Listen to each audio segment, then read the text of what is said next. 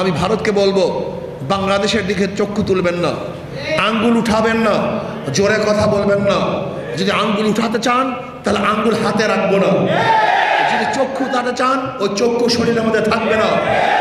যদি আপনি আপনার জবানকে দারাজ করেন, বাংলাদেশের বিরুদ্ধে উঁচু কণ্ঠে কথা বলেন, তাহলে বাংলাদেশের জনগণ আপনার কণ্ঠকেও চেপে ধরবে। তারা না খেয়ে থাকতে পারে, গোলামি করতে পারে না। বাঘ 1000 বছর না খেলেও ঘাস খায় না। বাংলাদেশের মানুষ না খেয়ে থাকলেও, বস্ত্রহীন থাকলেও গোলামি করতে পারে না। আমরা স্বাধীন থাকতে চাই। এই স্বাধীনতার জন্য বারবার আন্দোলন করেছি, এই স্বাধীনতার জন্য বারবার রক্ত দিয়েছি, এই স্বাধীনতার জন্য বারবার জীবন দিয়েছি। কিন্তু গোলামির জিন্দেগি আমরা কোনোদিন কবুল করি নাই, করবো না ইনশাআল্লাহ। বাংলাদেশের মানুষ ব্রিটিশকে ভয় পায় নাই, পশ্চিম পাকিস্তানের কামান এবং ট্যাঙ্কে ভয় পায় নাই। আর বাংলাদেশের মানুষ ভারতকে ভয় পাবে? থোড়াই কি আর করে? কোনোদিন না। আমরা ভারতকে থোড়াই কি আর করি? আমরা কোনোদিন ভয় পাই নাই, পাবো না। যদি আপনি ফারদার আমাদের দেশের বিরুদ্ধে ষড়যন্ত্র করেন, বহুত কিছু করেছেন, আপনার 5-8টা গোলামকে বাংলাদেশের নেতৃত্বে বসিয়েছেন, এই বক্তব্য আমার না, আপনাদের দেশের সাংবাদিকরা বক্তব্য দিয়েছে যে আমাদের দাসী যদি আমাদের কাছে চলে আসে, সে দাসী শব্দ ব্যবহার করেছে, গোলাম শব্দ ব্যবহার করেছে, কর্মচারী শব্দ ব্যবহার করেছে।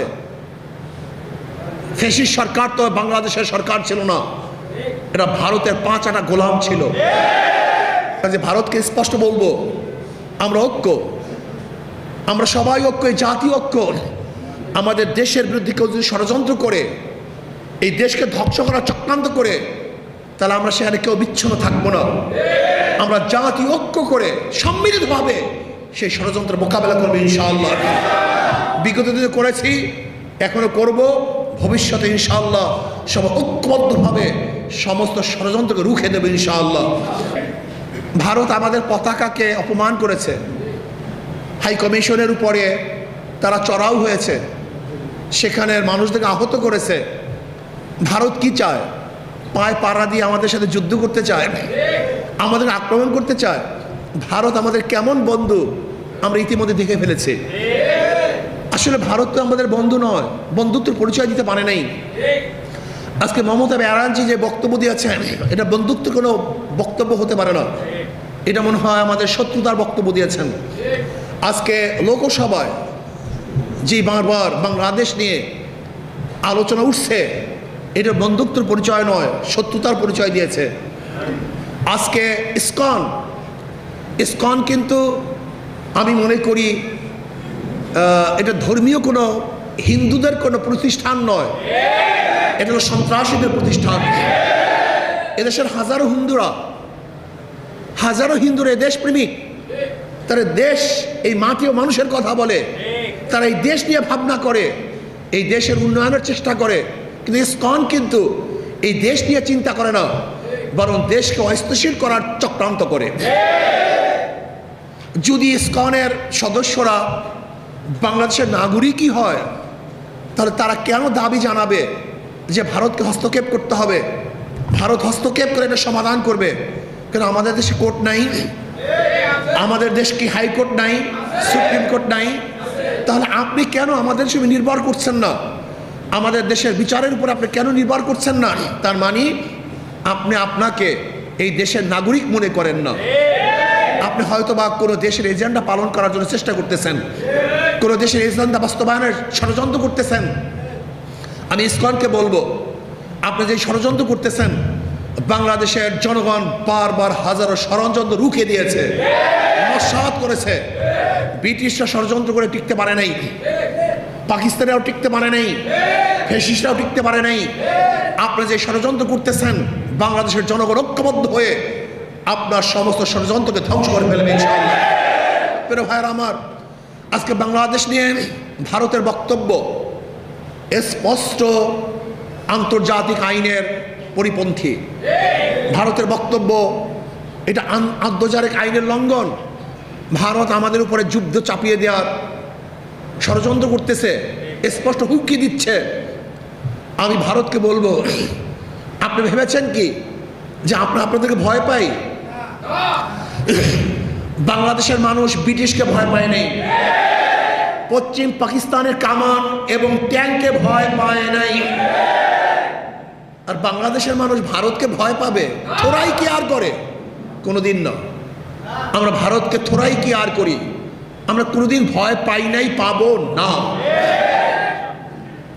যদি আপনি ফারদার আমাদের দেশের বিরুদ্ধে ষড়যন্ত্র করেন, বহুত কিছু করেছেন, আপনার 5-8টা গোলামকে বাংলাদেশের নেতৃত্বে বসিয়েছেন, এই বক্তব্য আমার না, আপনাদের দেশের সাংবাদিকরা বক্তব্য দিয়েছে যে আমাদের দাসী যদি আমাদের কাছে চলে আসে, সে দাসী শব্দ ব্যবহার করেছে, গোলাম শব্দ ব্যবহার করেছে, কর্মচারী শব্দ ব্যবহার করেছে। ফ্যাসিস্ট সরকার তো বাংলাদেশের সরকার ছিল না, এটা ভারতের 5-8টা গোলাম ছিল। অথচ ভারতের উচিত ছিল এই দেশের সাথে সম্পর্ক করা, এই জনগণের সাথে সম্পর্ক করা, কোনো দল বা কোনো ব্যক্তির সাথে সম্পর্ক নয়। দেশের সাথে দেশের সম্পর্ক থাকবে, দেশের সাথে জনগণের সম্পর্ক থাকবে। কিন্তু না, আমরা কি দেখেছি? ভারত বাংলাদেশের সাথে সম্পর্ক করে নেই, এই জাতি এই মানুষের সাথে সম্পর্ক করে নেই। ভারত নির্দিষ্ট একটা দল এবং নির্দিষ্ট ব্যক্তির সাথে সম্পর্ক করেছে। আর লেন্দুক দর্জির মতো এই সিকিমের মতো দেশকে ভারতের কাছে তুলে দেওয়ার যতগুলি ষড়যন্ত্র, সমস্ত ষড়যন্ত্রই বাস্তবায়ন করেছিল, কিন্তু বাংলাদেশের জনগণের চাপের কারণে, আন্দোলনের কারণে ব্যর্থ হয়েছে। নৌবন্দরের অবস্থা কি আপনি কি দেখেছেন? কি আইন করেছে? এই আইন করেছিল যে ভারতের কোনো জাহাজ যদি নৌবন্দরে আসে, বাংলাদেশের নৌবন্দরে, তাহলে যদি বাংলাদেশের কোনো জাহাজ সেখানে মাল খালাস করে, তাহলে ওই অবস্থায় ঘাট খালি করে ভারতের জাহাজকে, সেখানে জাহাজকে মাল খালি করার জন্য দিতে হবে। এটা গোলামি, এটা স্বাধীন রাষ্ট্রের আইন হতে পারে না। আজকে ট্রানজিটের অবস্থাটা কি? আমাদের বুকের উপর থেকে নির্বিঘ্নে ভারত যাবে, আর আমরা সামান্য অল্প কিছু রাস্তা পাবো না। এইটা বৈষম্য, এটা গোলামি চুক্তি হয়, এটা দেশ টু দেশ চুক্তি হতে পারে না। কাজে ভারতকে স্পষ্ট বলবো, আমরা ঐক্য, আমরা সবাই ঐক্য, এই জাতীয় ঐক্য। আমাদের দেশের বিরুদ্ধে কেউ যদি ষড়যন্ত্র করে, এই দেশকে ধ্বংস করার চক্রান্ত করে, তাহলে আমরা সেখানে কেউ বিচ্ছিন্ন থাকবো না। আমরা জাতীয় ঐক্য করে সম্মিলিতভাবে সেই ষড়যন্ত্রের মোকাবেলা করবো ইনশাআল্লাহ। বিগত দিনে করেছি, এখনো করব, ভবিষ্যতে ইনশাআল্লাহ সব ঐক্যবদ্ধভাবে সমস্ত ষড়যন্ত্রকে রুখে দেবে ইনশাআল্লাহ। আমি ভারতকে বলবো, বাংলাদেশের দিকে চক্ষু তুলবেন না, আঙ্গুল উঠাবেন না, জোরে কথা বলবেন না। যদি আঙ্গুল উঠাতে চান তাহলে আঙ্গুল হাতে রাখবো না। যদি চক্ষু উঠাতে চান, ওই চক্ষু শরীরের মধ্যে থাকবে না। যদি আপনি আপনার জবানকে দারাজ করেন, বাংলাদেশের বিরুদ্ধে উঁচু কণ্ঠে কথা বলেন, তাহলে বাংলাদেশের জনগণ আপনার কণ্ঠকেও চেপে ধরবে। তারা না খেয়ে থাকতে পারে, গোলামি করতে পারে না। বাঘ 1000 বছর না খেলেও ঘাস খায় না। বাংলাদেশের মানুষ না খেয়ে থাকলেও, বস্ত্রহীন থাকলেও গোলামি করতে পারে না। আমরা স্বাধীন থাকতে চাই। এই স্বাধীনতার জন্য বারবার আন্দোলন করেছি, এই স্বাধীনতার জন্য বারবার রক্ত দিয়েছি, এই স্বাধীনতার জন্য বারবার জীবন দিয়েছি। কিন্তু গোলামির জিন্দিগি আমরা কোনোদিন কবুল করি নাই, করবো না ইনশাআল্লাহ।